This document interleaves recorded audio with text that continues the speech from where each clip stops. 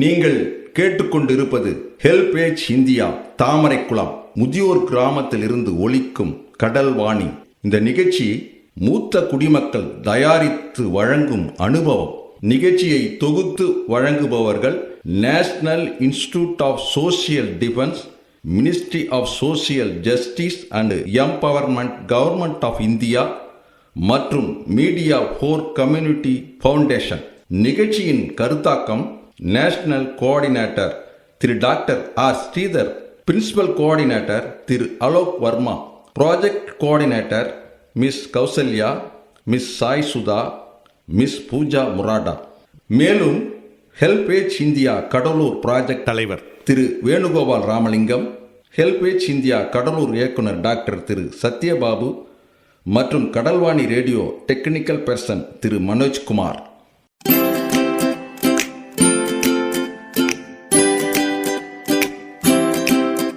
தந்தர்த்தம் என்று சொல்லியே வெள்ளினில் பாட, ஆமா வெள்ளினில் பாட வந்துடுச்சு கடல்வாணியே, வந்துருச்சு கடல்வாணியே. நல்ல நல்ல கருத்துக்களா நாங்களும் தினமும் பாட, நாங்களும் தினமும் பாட, சொல்ல வந்த கருத்துக்களா நீங்களும் தினமும் கேட்க, நீங்களும் தினமும் கேட்க. வந்துடுச்சு கடல்வாணியே, வந்துருச்சு கடல்வாணியே.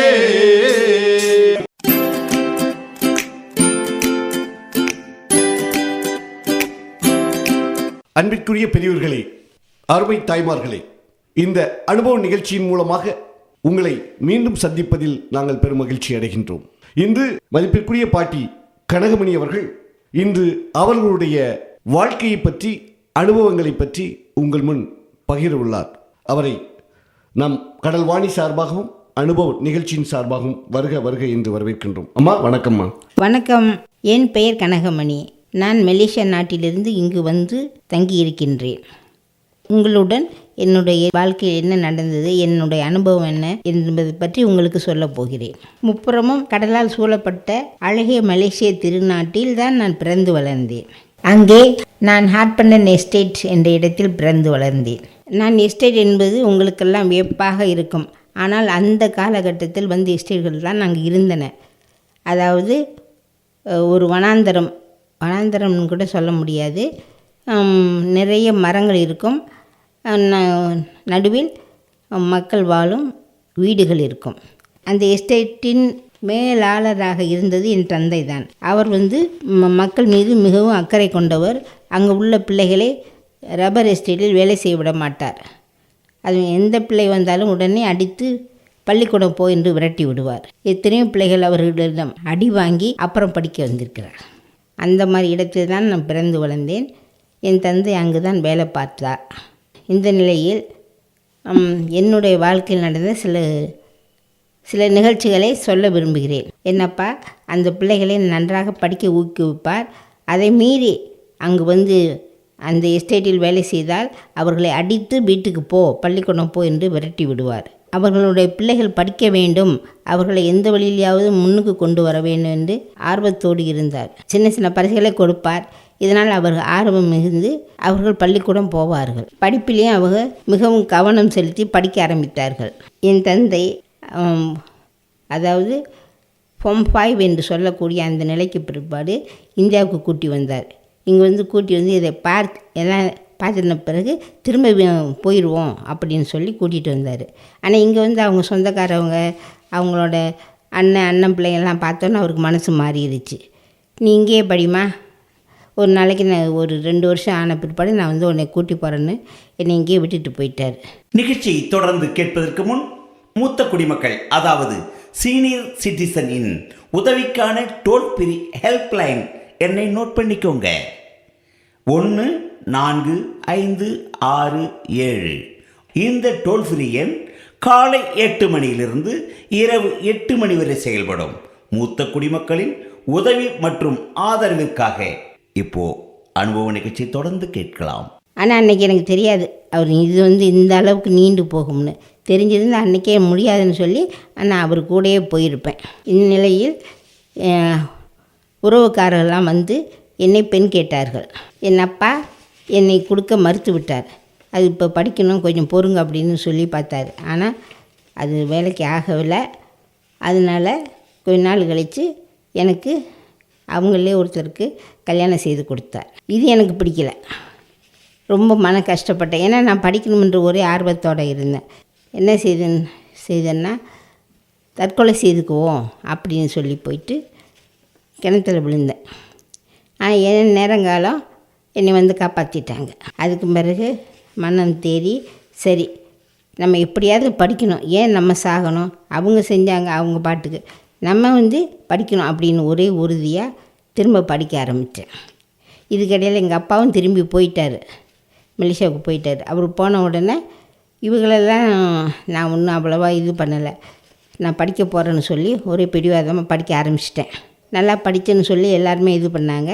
நான் மீண்டும் படிக்க ஆரம்பித்த பிற்பாடு தான் எங்கள் அம்மாவும் என்னை தூண்டிக்கிட்டே இருந்தாங்க. நீ படி, அப்பா சொல்கிறத கேட்காத, நீ படி, நீ படித்தாதான் உனக்காகும் அப்படின்னு சொல்லிட்டு என்னை தூண்டி கொடுத்தாங்க.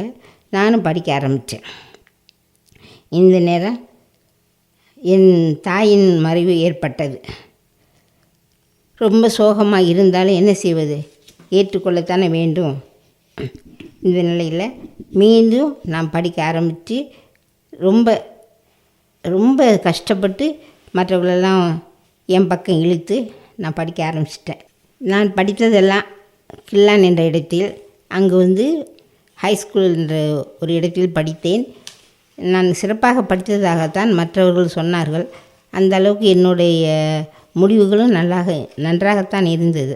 இந்த நிலையில்தான் நான் வந்து திரும்ப படிப்பை தொடர்ந்து அந்த நிலையில் ஒரு சிநேகிதியை சந்தித்தேன்.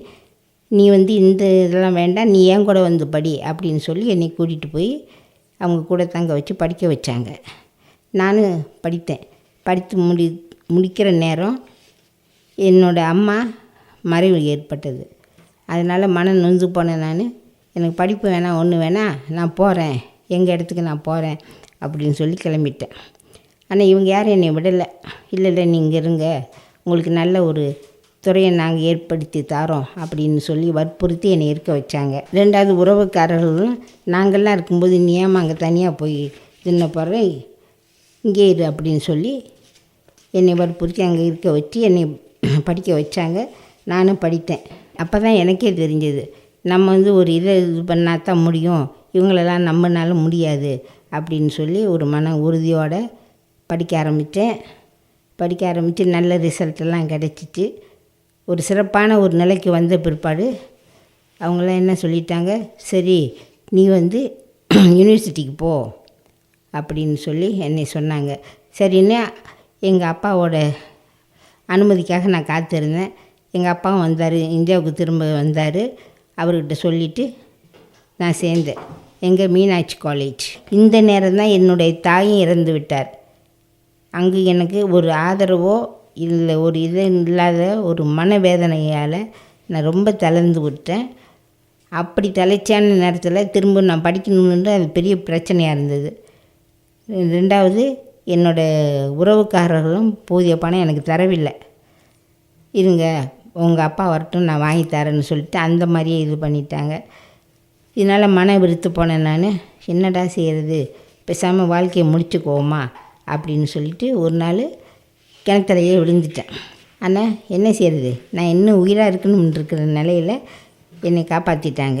அப்புறம் திரும்பத்தான் மற்றவர்களோட ஆதரவோடு திரும்ப படிக்க ஆரம்பித்தேன். படித்து முடிச்சிட்டேன். அதெல்லாம் படித்து முடித்த பிற்பாடு எல்லோரும் சொன்னாங்க, நீ நல்லா படிக்கிற, ஆனால் மனசை மட்டும் விடாத, நீ ஏதாவது செய்து அப்போ தான் உனக்கு வந்து இதாகும் சொல்லி எனக்கு ஊக்கம் கொடுத்து என்னை படிக்க வச்சாங்க.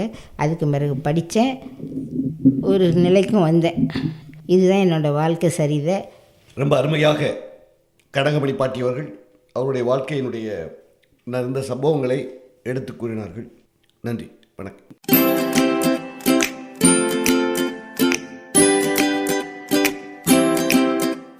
நேயர்களே, இந்த அனுபவ நிகழ்ச்சி இத்துடன் நிறைவு பெறுகிறது.